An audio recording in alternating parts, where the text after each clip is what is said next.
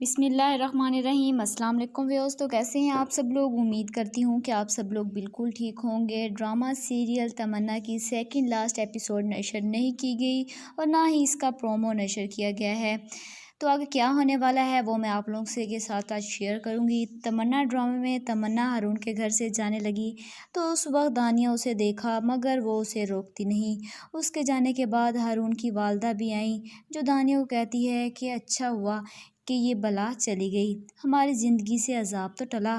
لیکن دانیہ پریشان ہو گئی کہ ہم ہارون کو کیا کہیں گے، جس پر اس کی ماں کہتی ہے کہ اسے بتانے کی کوئی ضرورت نہیں، ہم کہیں گے کہ ہمیں پتہ ہی نہیں کب وہ کہاں چلی گئی، اسے اتنا تو یقین ہے ہم پر اور کرنا بھی پڑے گا۔ مگر کچھ ہی دیر بعد دانیہ کو پریشانی ہونے لگتی ہے کہ تمنا میری بھابھی تو ہے، نہ جانے وہ کہاں چلی گئی ہوگی، اور پھر وہ تمنا کی سلامتی کے لیے اللہ تعالیٰ سے دعا کرتی ہے۔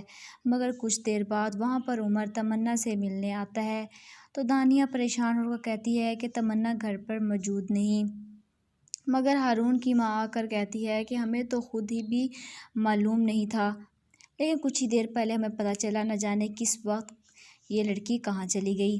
عمر اور ہارون دونوں تمنا کو ڈھونڈنے کے لیے چلے جاتے ہیں۔ راستے میں تمنا کی دوست اسے مل جاتی ہے اور اس کی دوست تمنا کو اپنے گھر لے جاتی ہے۔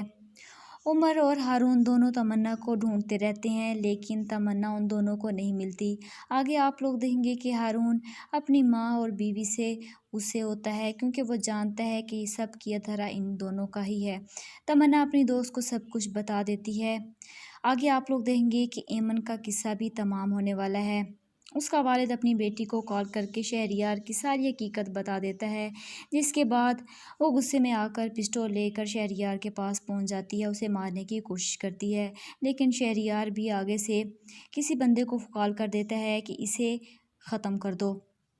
تو کیا لگتا ہے آپ لوگوں کو، کیا تمنا ہارون کی ہو جائے گی یا نہیں؟ کمنٹ باکس میں ضرور بتائیے گا۔ تب تک کے لیے مجھے اجازت دیجیے گا۔ خدا حافظ۔